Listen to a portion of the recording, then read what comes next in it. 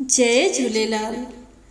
तव्हां सभिनी खे टीजड़ीअ जूं लख लख वाधायूं हुजनव। हर साल जी तरह मां हिन साल भी तव्हांखे टीजड़ीअ जी कथा ॿुधायां थी।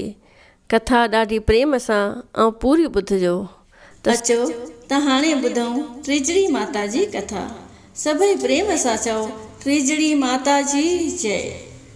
लक्ष्मी चंद नाले हिकिड़ो सेठ दानी ऐं धर्मात्मा हो। हुनखे 2 पुट ऐं 1 कन्या हुई।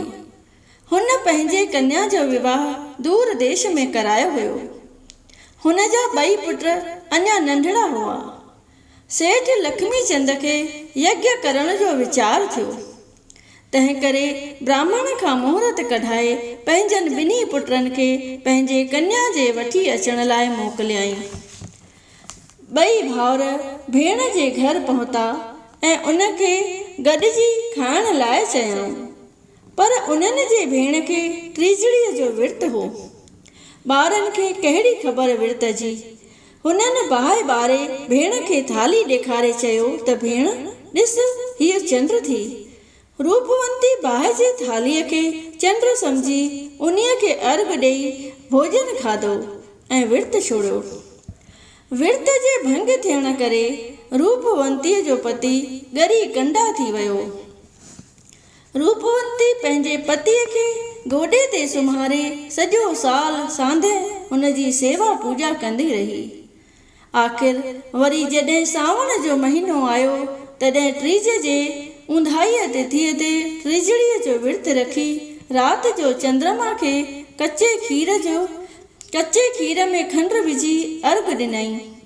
बचियल खीर मां ॾात करे पतीअ जे वात में विधाई त हुनजो पति हिकदमि चाक चङो भलो थी पियो।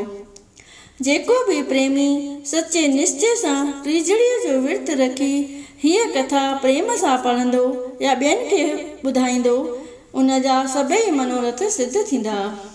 अचो त सभई मिली सलोक चऊं। अनधन उन जे घर में ईंदो लक्ष्मी कंदी निवास। दुश्मन खिन में खई थी वेंदा दुख देहीअ जा नास। सचे भाव ऐं सिक श्रद्धा सां रखंदो जो विश्वास।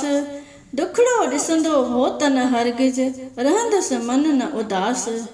सभई बोलो प्रेम सां टीजड़ी माता जी जय। अगरि हीअ कथा तव्हांखे पसंदि आई हुजे त तव्हां सां विनती आहे त हीअ कथा जेतिरो थी सघेव व्हाट्सएप ग्रुपनि ते पंहिंजे भाउरनि भेनरुनि खे शेयर कयो ताकी उहे बि हीअ कथा ॿुधी सघनि। जय झूलेलाल।